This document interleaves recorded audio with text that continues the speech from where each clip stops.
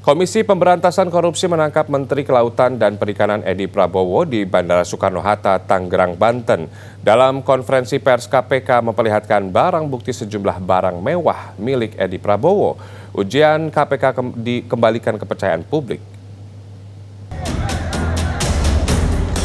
Komisi Pemberantasan Korupsi menetapkan Menteri Kelautan dan Perikanan Edi Prabowo sebagai tersangka kasus korupsi perizinan di Kementerian KKP. Sejumlah barang bukti yang disita oleh penyidik antara lain sepeda, kartu ATM, tas, jam tangan, dan koper mewah. Total 7 orang menjadi tersangka dalam kasus ini. 5 orang ditahan termasuk Edi Prabowo. Sementara 2 tersangka lain masih dalam pengejaran. Tersangka yang ditahan menjalani penahanan selama 20 hari sejak 25 November hingga 14 Desember 2020. Selanjutnya pada tanggal 5 November 2020 diduga terdapat transfer dari rekening ABT ke rekening salah satu bank atas nama AF sebesar 3,4 miliar yang diperuntukkan bagi keperluan EP, IRW, SAF, dan APM.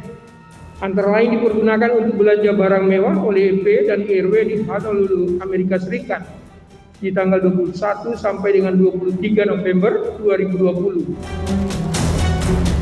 Menurut pengamat politik dari Universitas Al-Azhar Indonesia Ujang Komarudin, ada nuansa politis di balik penangkapan Edi Prabowo yang merupakan orang dekat sekaligus kepercayaan dari Prabowo Subianto.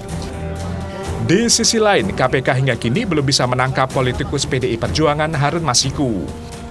Ujang mendesak lembaga yang dipimpin Firly Bahuri ini untuk tidak tebang pilih dalam pemberantasan korupsi. Selain itu, penangkapan Edi bisa menjadi momentum tepat bagi KPK untuk mengembalikan kepercayaan publik.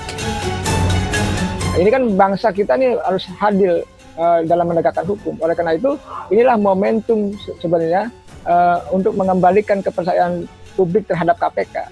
Jadi agar tidak main-main, agar tidak hanya mengena kepada Edi Prabowo dan lingkungannya saja, tapi terkait dengan pengusaha-pengusaha lain yang terlibat dan terkait dalam kasus tersebut. Penangkapan terjadi ketika rombongan menteri baru saja tiba di Bandara Soekarno-Hatta. KPK sejak bulan Agustus melakukan profiling, mengumpulkan informasi teknologi perbankan sebelum melakukan penangkapan. Pada 21 hingga 23 November 2020, KPK menerima informasi transaksi di rekening bank yang diduga sebagai penampung dana dari beberapa pihak untuk kepentingan penyelenggara negara. Uang ini diduga untuk pembelian sejumlah barang mewah di luar wilayah Indonesia. Tim Liputan Transmedia.